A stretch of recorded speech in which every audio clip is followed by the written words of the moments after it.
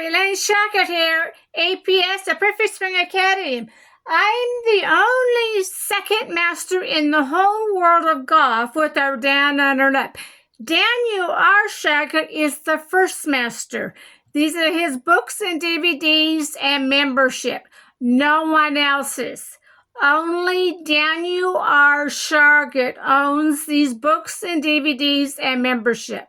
So please quit copyrighting his stuff out there. Here's Dan talking about his swing that is completely different from the whole golf world. With his down, under, and up, here's Daniel Shauger, the master. Today's lesson is about generating centrifugal force. It is ultimately a large contributing factor to how hard we can hit the ball and also how well we can hit the ball. Centrifugal force is best understood when you understand some of Newton's laws, which is an object in motion tends to remain in motion unless acted upon by an outside force. In other words, if you could throw a golf ball and there was no gravity and there was no air to slow it down, it would continue going on the line that you threw it in a straight line, and it would never be altered by anything. If, however, you threw that ball and it had a string attached to it around a pole, and when you threw it, it would not go straight because the string would restrain it from going straight and it would travel in a circle. The outward pull on that string is what we call centrifugal force. And centrifugal force, we want to generate centrifugal force in this golf swing. We want to send that club head around the outside of a perimeter of a circle and feel a tremendous amount of pull away from us by that club head. It's the pull away from us. If we can feel that club being pulled away from us by centrifugal force, that will be a big understanding of how to hit the golf ball harder. So that centrifugal force is going to be assisted by gravity.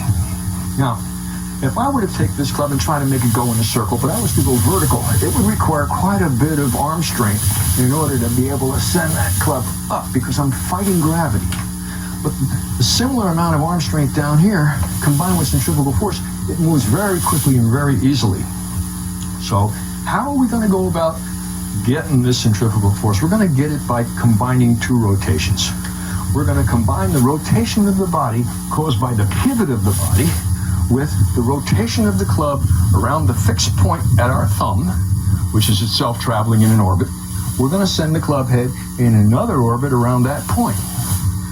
Correctly done, the arc of the club head will be a cornucopia.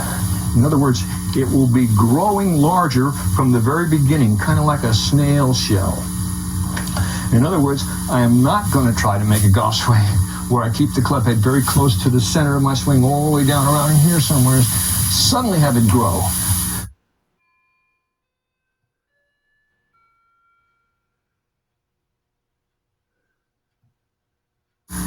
My club head best will grow starting right from the beginning of the downswing.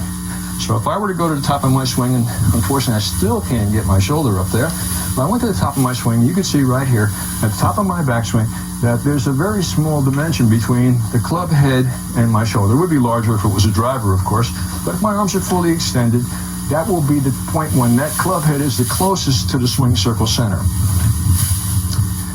And now as I start